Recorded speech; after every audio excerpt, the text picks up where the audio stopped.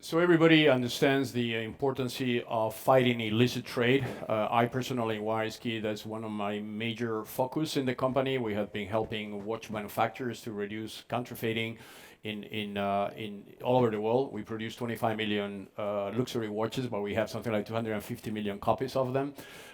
Illicit trade is actually the way criminals get their money, and their bank accounts are full of bitcoins now, as they get paid in bitcoins through the dark web.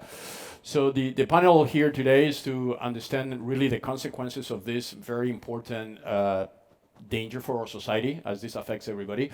And I have the pleasure to bring Alvise, a very strong expert on the subject, running a very complex industry, which is the tobacco industry through PMI. So because this meeting, it focuses regulatory aspects.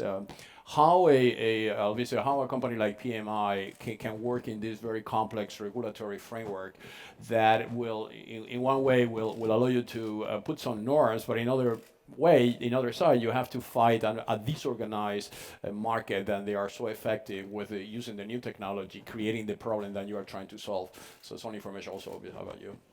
Yeah, thank you, Carlos, for the question. Just let me start with, first of all, praising and congratulating the Geneva authorities for organizing and investing in a blockchain here in Geneva. As Don mentioned, the jury is still out to elect which is going to be the center of expertise, and you said there are going to be several ones.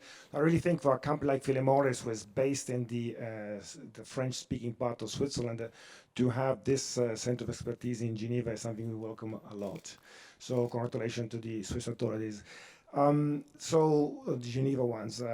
Now, before coming to your question, I think the audience maybe have another question, which is why is Philip Morris a company who is in an industry which is to all standards, an old industry producing cigarettes?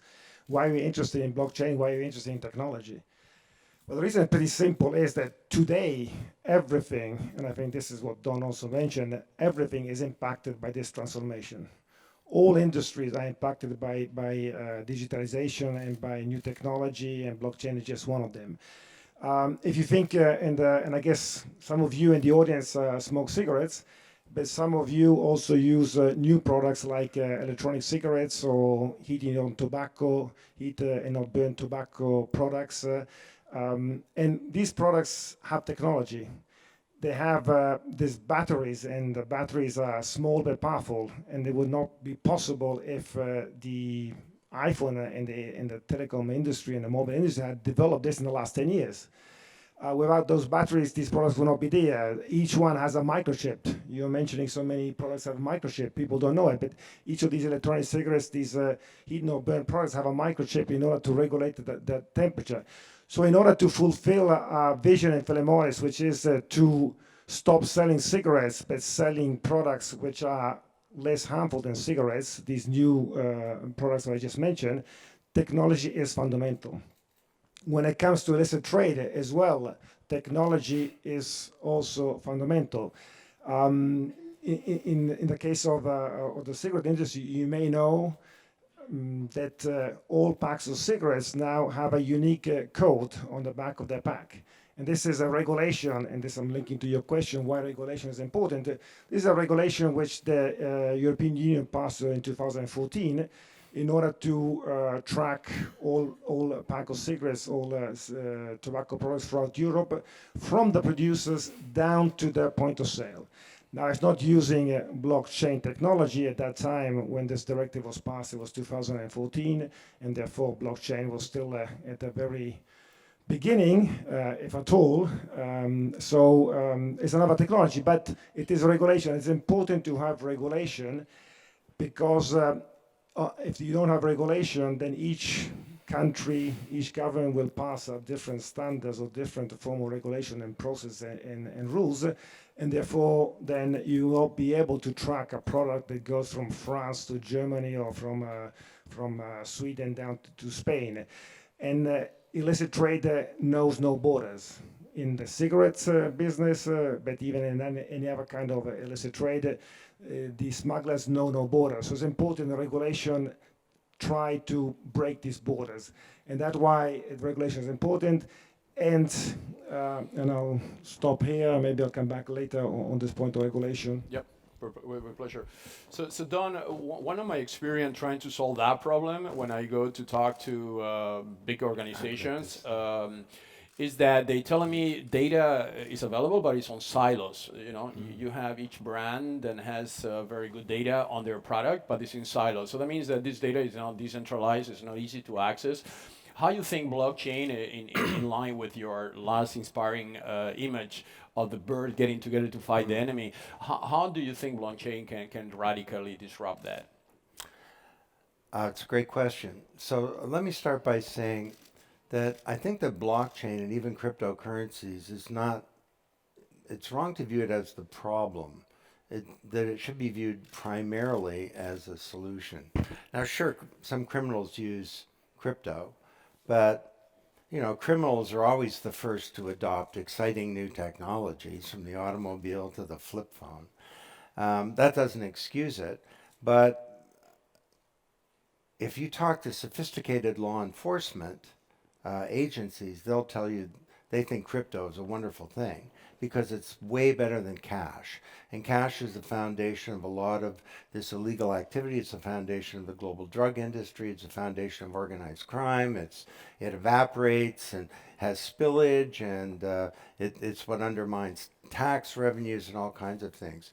Now, if you and I do a transaction using a traditional digital currency like Bitcoin, you're anonymous and I'm anonymous, but the record of the transaction is there. And law enforcement can use metadata to go in and start to identify some patterns that are interesting or problematic. There's a great TEDx talk by a woman named Catherine Hahn, who is a federal prosecutor, talks about how they use Bitcoin to get the bad guys. So that's sort of the first thing. And to the question, one of the executives at FedEx says blockchain is a team sport. And he says, it used to be we could, develop some new application. We developed the whole chain of custody idea. You build a system, you stick a FedEx logo on it, you take it out to market, you lead an industry. He says, but when you look at something like the logistics industry, you can't do that because all these silos between companies and between all the other institutions in that industry need to be broken down. Like, for example, what's a bill of lading?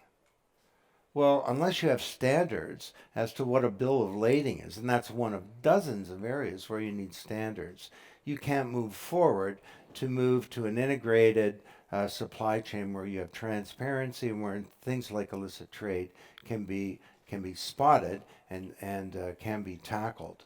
So FedEx is one of the leaders of BITA, Blockchain and Transportation Alliance. And last year at the big event in Toronto, I interviewed an executive from FedEx, DHL, and UPS together on the stage. And I said, normally, wouldn't you guys want to kill each other? And they, normally we would, but they're all working together very closely to rebuild the whole industry on the idea that a rising tide lifts all boats. And if they build a better industry for customers, it's going to be a better industry for them, and they'll compete on a higher and safer and more level where there's a lot less illicit and criminal activity. Thank you very much. Obviously, for full disclosure, we're going to discuss on the PMI impact, if you don't mind, a few questions about PMI. And for full disclosure, I must say that I am a member of the PMI impact, so everybody understands that the fight of illicit trade cannot be only a conceptual fight. You have to put the resources, the mean, the money, and the will to do it. And one of the things I was attracted by the work of Alvise is the work that PMI Impact has done in fighting illicit trade where the illicit trade happens. We are talking about the triangle cities in South America, near Argentina. We are talking in so many other places, and also the collaborative multi-stakeholder approach they have to select the best startups and the best projects. Maybe you can brief us about the PMI Impact endeavor. Yeah, with pleasure. PMI Impact is a project that I did not launch, thank you, but it was Philip Morris. Philip Morris, yes. Small Philip Morris products to launch it is a project which is funding private sectors, government institutions, universities, a broader number of stakeholders is financing project to fight illicit trade. And not only illicit trade on cigarettes, but illicit trade in general across all products by pharmaceutical, arms, people, and you name it. With the belief that it's all about cooperation. And if all these different industries cooperate together, if the different institutes, governments, university cooperate, then the alliance is much stronger to fight a common enemy, which are the smugglers and the organized crime, which will smuggle any product that make money. They don't care if it's cigarettes, tomorrow it can be drugs, anything that makes money, they'll smuggle. So it's really about cooperation, and it's about a public-private partnership. And going back to your question on regulation, I think really Geneva has blockchain, this excellent sense of excellence, but also the WHO, the World Health Organization, which happened both to be here. And right now there's been a treaty, international treaty, that was passed 1 year ago and entered in force 1 year ago, which is, to my knowledge, the only international treaty that is specifically targeting to fight illicit trade on tobacco in this case. And therefore, it's a perfect occasion that regulations, the standards that are going to be set up worldwide to fight illicit trade by the WHO can build on the center of expertise which is built here on blockchain. And therefore, I think regulation is really a perfect combination. And because you're in Lausanne, the idea is to expand, obviously, to the Le Mans region, right? As we have also EPFL and many other great knowledge centers around. One question for Don: how the BRI could really effectively help through the injection of blockchain and deep tech the illicit trade problem? Because to be honest, I have been following this problem from a long time, and I was at a certain point optimist that technology will solve the problem until I realized that the people doing illicit trade, they are using technology even in a more effective way than there are people defending illicit trade, maybe with the exception of PMI and some companies that have put so many resources. How BRI could create that standard? Well, it's about leadership, and it's about there are more good people than bad people. Yes. And it's about the good people becoming knowledgeable and informed about the opportunities and challenges. And at the BRI, and you now have access to all of this, just blockchainresearchinstitute.org or .com, and you can get a case study on, say, Everledger. This was conflict diamonds was a really big problem. This is hundreds of thousands of people died through tribal wars, terrorism, conflict of all kinds, funded by diamonds. Now with Everledger, a multi-stakeholder initiative using blockchain, this problem is pretty much solved. So the stakes and the consequences of taking action are really significant. You know, you talk about illicit pharmaceuticals. Yeah, it's a multi-billion-dollar loss for the big pharma companies, but it also kills millions of people every year. Because if you've got malaria and you're taking some kind of medication that's fake, and a lot of it is, then you're going to die. As opposed to if you were taking a proper medication where we knew the provenance and we knew that it's a valid and authentic medication, you don't die. So that's what we care about this a lot, and we're launching a whole stream called Blockchain for Good research that's looking into topics like this. And it's a great example. You know, if you have companies that want to do this, because companies care about their shareholders, they also care about other stakeholders. But it's a wonderful thing because you've got all of the users and all of the population of societies now that can really benefit from a much more trustworthy and legitimate world. Yeah. And I think we didn't say, but I guess PMI has allocated $100 million, right, to this endeavor. So maybe how this money is being allocated. Yeah, indeed, it's $100 million over a period of time. So far we have granted up to, I think it's 60 projects so far. I've won a grant from Philip Morris for a total of $48 million. So there's still $15 million to go. It started in 2016, so ideally it will go from 2016 for, I think, for a good 10 years, so still $50 million to allocate. And clearly, being here in Geneva today with blockchain, we are, as a company, very interested in blockchain. Without going into specificity of the technology, which I'm definitely not an expert, but what blockchain does, and I think this is clear to everyone, it is building trust. And what does a company want more than having trust with the consumers? And this could really, for companies that want to enhance it, build it, I think it's a fantastic tool that goes well beyond just tracking the product. It goes well beyond just stopping illicit trade, but it's really creating a new bond, an enhanced bond with the consumer, because it's all about trust. People want to know if the product comes from zone wars, if it has child labors, if it has if it's a fair trade for the farmers. So I think blockchain brings to companies really the trust that is fundamental in the relation with the consumers. Thank you very much. Carlos, let me just answer something else that Yep. you were saying, what could the BRI do? And my answer was, there's a lot of public information now that people can benefit from. But you can also become a member of the Blockchain Research Institute. Sure. Then you get the full thing.